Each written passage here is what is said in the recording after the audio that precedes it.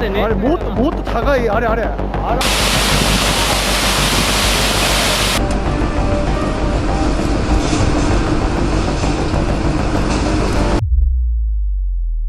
March 2011. The world's most expensive natural disaster began in silence. It was a normal Friday in Japan, until a magnitude 9.0 earthquake shattered the day, the strongest in the nation's history. 6 minutes later, skyscrapers swayed, and then a wall of black water rose higher than a 12-story building. More than 19,000 people died. A nuclear meltdown followed, and the Earth's axis shifted. This was just the start.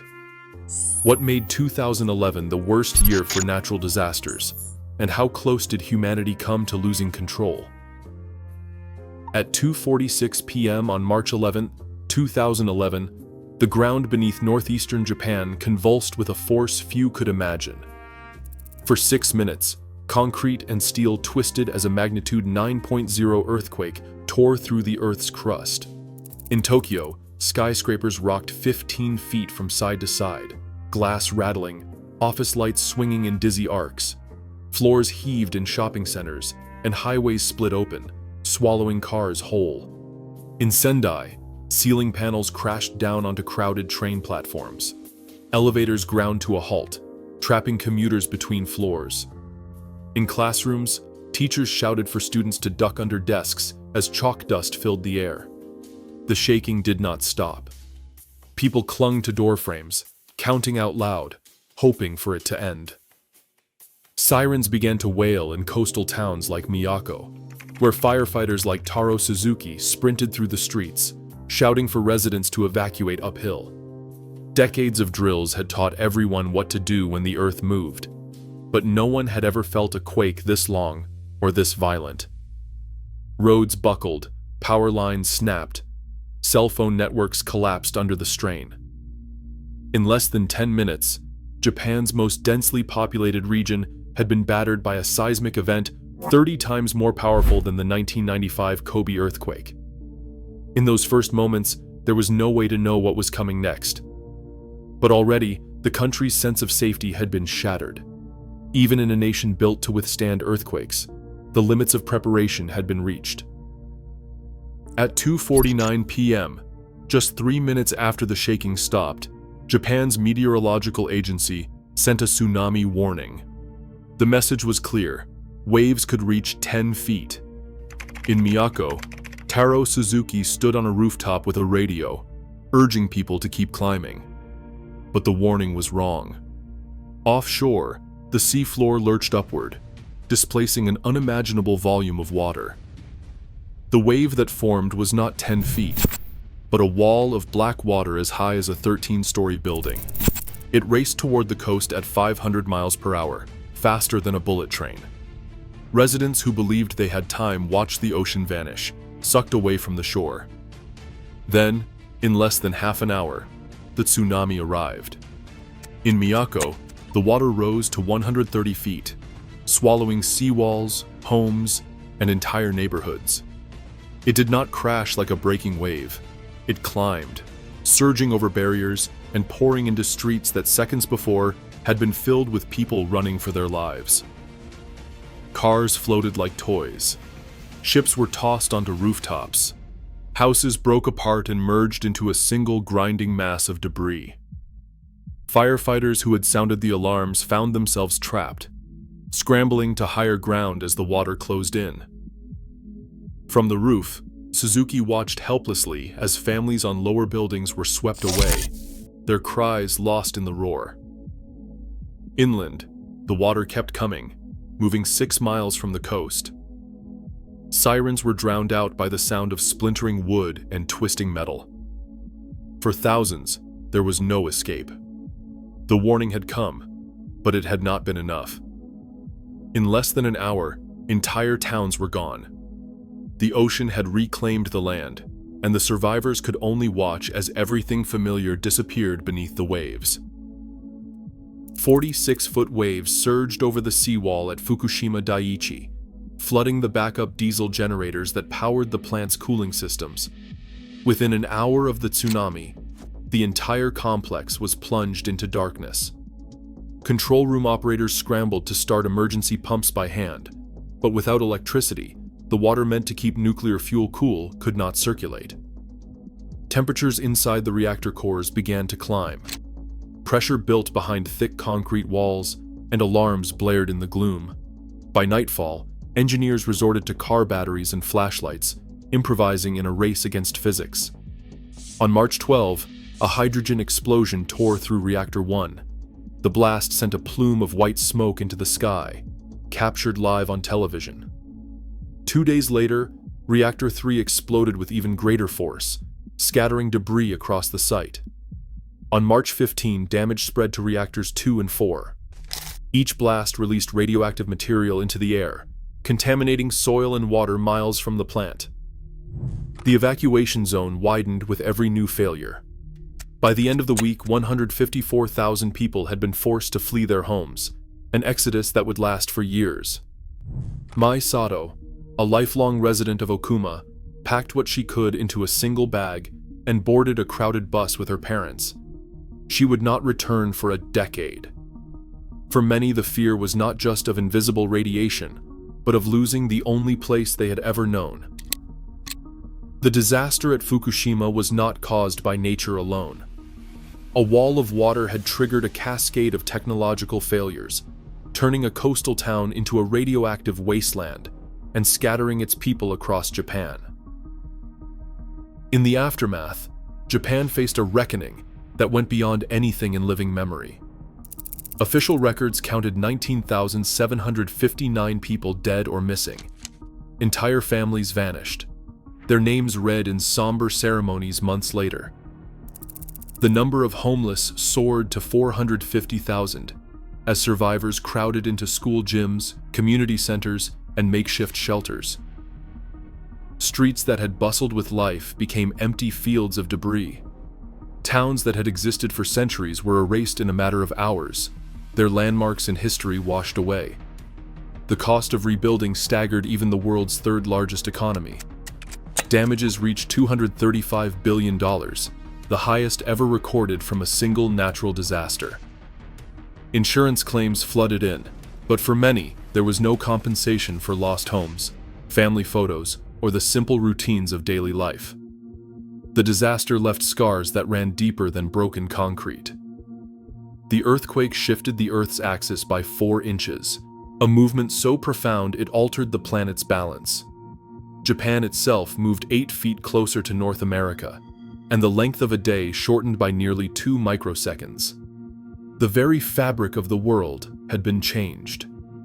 Communities scattered across the Tohoku region struggled to account for the missing, to reunite families, to begin again in a landscape that no longer resembled home. For many, the sense of loss was not just physical, but existential, a rupture in the continuity of generations. The country mourned together, facing a future forever divided into before and after. As Japan grieved and tallied its losses, the world's attention turned to the next gathering storm. In early 2011, a silent shift was taking place high above the American heartland. The jet stream, an invisible river of wind thousands of miles long, began to snake farther south than usual, looping across the plains and deep into the south. Meteorologists watched as cold, dry air from Canada met a surge of warm, humid air rising from the Gulf of Mexico. The collision zone stretched from Texas to Tennessee, setting the stage for something extraordinary. La Nina, a cyclical cooling of the Pacific Ocean, was at full strength that spring. Its presence supercharged the jet stream, making it faster and more volatile. Weather models showed a sharp contrast in temperatures across the country, with the central United States acting as a battleground. The atmosphere was loaded with energy, and every ingredient needed for violent storms was in place. Moisture poured northward, saturating the lower atmosphere. Dew points soared into the 70s, a sticky, heavy air that felt more like July than April. At the same time, upper-level winds howled at 150 miles per hour. This combination twisted the air into spirals, primed for tornado formation.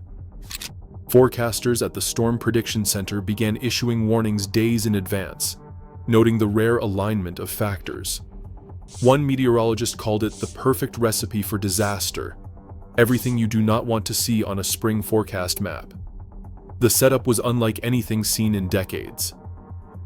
The jet stream's path, the Gulf's relentless humidity, and La Nina's influence created an environment where storms could explode without warning.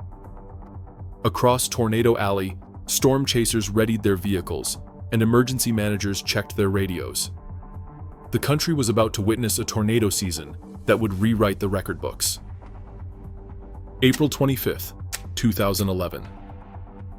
Thunderstorms gather above the Mississippi Valley, and the first tornado drops near Valonia, Arkansas. It is only the beginning. Over the next 4 days, the sky becomes a conveyor belt of violence. Supercells spawn tornadoes in rapid succession, day and night. Sirens wail from Texas to Tennessee. Families huddle in basements, radios crackling with warnings that never seem to end. By the time the sun rises on April 27th, 2011, the scale is staggering. Hundreds of tornadoes have already touched down. The Storm Prediction Center issues a rare high-risk alert, warning of violent, long-track tornadoes. That day alone, 211 tornadoes tear through the South and the Midwest. 4 of them reach EF5 intensity, the highest possible rating. Entire towns are battered more than once before the day is over. In Smithville, Mississippi, an EF5 tornado erases nearly every house. 23 people die as the storm carves a path of destruction nearly 1 mile wide. Hackleburg, Alabama is next. An EF5 levels the high school, the fire station, and most of Main Street. 18 lives lost. In Phil Campbell, another EF5 sweeps away 75% of the town. 27 people do not make it out. Debris from these towns is carried for miles, scattered across pastures and highways. The storms do not pause for nightfall. Tornadoes strike in darkness, lit only by flashes of lightning and exploding transformers. Emergency crews work through the chaos, digging survivors from collapsed homes while more storms approach. By April 28, 2011, the outbreak has produced 358 confirmed tornadoes, more than most years see in total. The death toll climbs with every hour, reaching 316 in a single day. For many, there is no warning. For others, there is no shelter left to reach. The landscape is transformed, neighborhoods flattened, memories scattered, entire communities changed forever. At 5:13 p.m. on April 27th, a tornado the width of a city block barreled into Tuscaloosa, Alabama. The funnel, nearly a mile wide, carved an 80-mile path through neighborhoods, shopping centers, and university streets. Skies turned charcoal black as the sirens sounded. For thousands, there was nowhere left to run. Inside the city's schools, principals and teachers herded students into interior hallways, crouching against lockers as the roar grew louder. Dr. Paul McKendrick, superintendent of Tuscaloosa City Schools, stayed with his staff in the central office, radios pressed to their ears. The building shook as the tornado passed just blocks away. When they emerged, the landscape was unrecognizable. Brick walls flattened, buses tossed like toys, playgrounds erased. Entire neighborhoods that had stood for generations were reduced to splinters in seconds. The tornado spared the University of Alabama's main campus by a few blocks, but student housing and nearby homes were gutted. Families searched for loved ones in the silence that followed, picking through debris for anything familiar. 12% of Tuscaloosa was destroyed. 64 people died in the city and nearby Birmingham. Dozens more were pulled from collapsed homes in the hours that followed. Power lines lay tangled across roads. Hospitals overflowed. Survivors described the sound as a freight train that would not stop, a roar so loud it drowned out screams and sirens alike. 3 days later, President Obama walked the ruined streets. He called it the worst devastation I have ever seen. The scars ran deeper than broken concrete. Years of memories, family photos, trophies, and heirlooms scattered and lost. For Tuscaloosa, the tornado was not just a storm, but a dividing line, before and after. And as the city began to dig out, another American town would soon face its own reckoning. At 5:41 p.m. on May 22, 2011, an EF5 tornado touched down on the western edge of Joplin, Missouri. The funnel was nearly a mile wide, its winds topping 250 miles per hour. It moved straight toward the heart of the city. Within minutes, entire neighborhoods and the commercial district disappeared. 7,000 homes were reduced to splinters. 553 businesses vanished. Cars were tossed blocks away. Bodies were found in trees and fields, some never identified. That evening, Will Norton, a 17-year-old high school senior, was driving home from his graduation ceremony. He was still in his cap and gown, his family following behind. As the tornado struck, Will's car was lifted off the road and torn apart. His father survived, but Will was missing. For 4 days, his family searched the wreckage with hundreds of volunteers. When his body was found, it was miles from where he had last been seen. For Joplin, the tornado was not just a tragedy, it was personal. Each loss had a name, a story, a family left behind. The final toll stood at 158 dead and more than 1,000 injured. It was the deadliest single tornado in America since 1947. The destruction was so complete that even the high school where graduation had been held just hours earlier was leveled. Diplomas and family photos were found scattered across the county. By the end of 2011, the numbers told their own story. In a typical year, tornadoes claim about 35 lives in the United States. That year, the death toll reached 550, more than the previous 10 years combined. April alone saw 751 tornadoes, a record. May added 326 more. The scale of loss was almost impossible to grasp. For many, the storms of 2011 redefined what it meant to live in Tornado Alley. The spring had ended, but the year's disasters were far from over. Tropical Storm Irene formed in the Atlantic on August 20th, 2011, gathering strength as it tracked toward the Caribbean. By August 22, 2011, it had become a Category 3 hurricane, its winds swirling at over 110 miles per hour. Meteorologists watched the projected path with growing alarm. Irene was not heading for the usual targets in Florida or the Gulf. Instead, the storm aimed straight for the East Coast, first the Carolinas, then up toward the most densely populated cities in America. Warnings went out as Irene approached land. Governors from North Carolina to New York declared states of emergency. In coastal towns, police cruisers rolled through neighborhoods broadcasting evacuation orders over loudspeakers. Residents in low-lying areas packed their cars with whatever they could carry, joining a slow-moving exodus inland. Gas stations ran dry. Grocery store shelves emptied by midday. For millions, the threat was impossible to ignore. In New York City, the sense of unease grew as forecasts sharpened. The city's subway system, the busiest in the country, had never closed for a hurricane. But on August 27, 2011, for the first time in its 107-year history, every train screeched to a halt. More than 370,000 people in flood-prone zones were ordered to evacuate. Hospitals transferred patients. Nursing homes loaded residents onto buses. Broadway theaters went dark.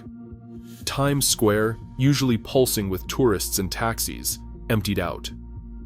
The city that never sleeps braced for the unknown. Along the coast, the National Guard deployed. Emergency operations centers buzzed with activity. In Connecticut, New Jersey, Massachusetts, and Rhode Island, sandbags were stacked outside storefronts and homes. Bridges and tunnels prepared to close if winds picked up. Airlines canceled thousands of flights. Up and down the seaboard, families checked flashlights, filled bathtubs with water, and waited as the sky turned gray.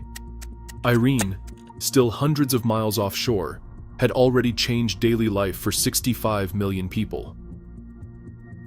Rain began to fall in Vermont as Hurricane Irene's remnants drifted north, but no one expected what would follow. By dawn, rivers that had trickled through village greens for centuries turned into raging torrents. In just 24 hours, up to 11 inches of rain fell across the state, more than some towns usually see in 2 months. Water rose with terrifying speed, swallowing roads and fields, tearing at the foundations of homes. Bridges built in the 1800s, their timbers worn smooth by generations of footsteps, vanished in the current.